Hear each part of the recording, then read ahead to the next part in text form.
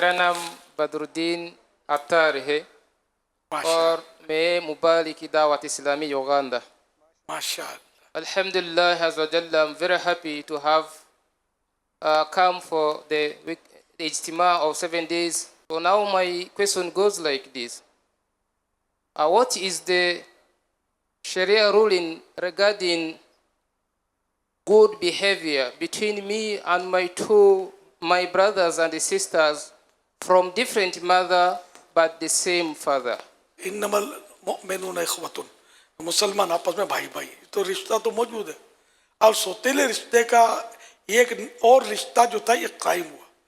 तो सौतेले भाई बहन में आम तौर पर शायद हो सकता है कोई खिंचमता नहीं रहती हो, ये होनी नहीं चाहिए. ये अब इसके साथ लफ्ज भाई बहन लग गया ना आपका. शरीयत के जो तकाजे उसके मुताबिक इनके साथ भी हुस्न सलूक करना और करना है. बाप की तरफ से कोई बच्चा है, कोई बच्चा माँ की तरफ से, और ये आपस में लड़ेंगे तो ना माँ को सुकून मिलेगा ना बाप को सुकून मिलेगा. माँ बाप यही चाहेंगे कि दोनों आपस में लड़ें नहीं और प्यार मोहब्बत के साथ एक दूसरे के साथ कोऑपरेटिव रहें और ज़िंदगी गुजारें.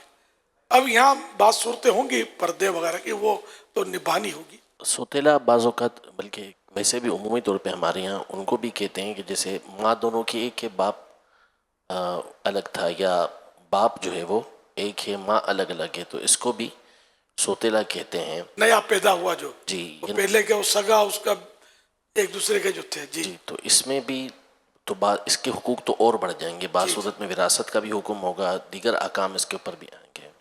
इस माँ बाप की भी खुशी है, इनकी इताअत है, तो वही शरीयत के दायरे में रहकर हर एक को अपना मतलब रोल अदा करना है.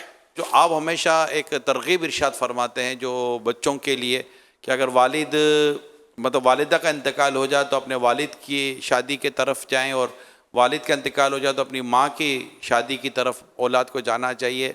और ये जो शादी से घबराते हैं ना, इसकी शायद एक वजह ये भी है कि फिर जो बच्चे होंगे ना, वो सौतेले बच्चे की, या वो अगर एक पहले से बच्चे हैं तो इनकी आपस में अंडरस्टैंडिंग ना होने की वजह से भी ये शायद घबराते हैं.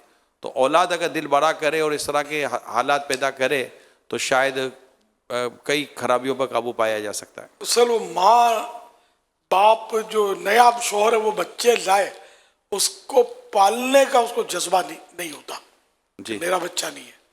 इसी तरह शादी जो करेगा वो अगर पता है कि जिससे करना चाहे उसके 3 बच्चे पहले ही हैं जी, तो वो उनका खर्चा उठाने उनको पालने के लिए तैयार नहीं होगा. जी जी, इस मेन रुकावटें ये भी आती है. दुरुस्त.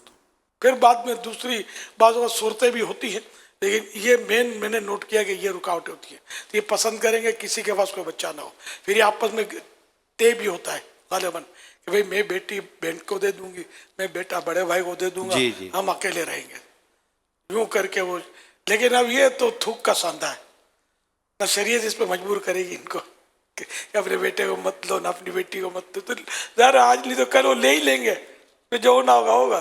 तो ऐसी शराइत ये शर्त भी है नहीं, मतलब बेटी को फेंक दे, वो बेटे को उठा के कहीं और डाल दे, वे शादियाँ करें और फिर कोई रिश्ता ना रहे. वो तो रिश्ता तो क़यामत में भी बाकी रहेगा, तो ख़त्म ही नहीं होगा. औलाद का रिश्ता जो है, इनके हुकूक भी रहेंगे. ये मरेगा तो इसको विरसा भी मिलेगा बाप का, माँ का, जो भी शरीयत ने तय किया भले निकाल दिया, उधर उधर सौंप दिया, फेंक दिया उठाकर, ये तो होगा मतलब. और यूं भी डरते होंगे मालदार आदमी जो है वो उसके औलाद जो है वो नहीं करने देती होगी कि बाप तो अब पता नहीं कब तक रहेगा, ये जितना कमाया नहीं आएगी ना ले जाएगी. तो यूं भी डरते होंगे सौतेली से. फिर सौतेली माँ जुल्म करती है तो ये भी सौतेला बाप जुल्म करता है. ये भी मुआशरे में ऐसा भी कुछ है रुझान, तो अब भी होगा ज़ाहिर है. तो हालांकि ये भी ज़रूरी नहीं है, कोई ज़रूरी नहीं है. बाज़ का सगे माँ बाप औलाद से ऐसा सलूक करते हैं कि जल्लाद को शर्मा दें, और बाज़ का सौतेले माँ बाप ऐसा प्यार देते होंगे कि दुनिया देखती रह जाए. तो ये कोई तय नहीं है मतलब कि सौतेला माज़अल्लाह जुल्म करेगा ही करेगा.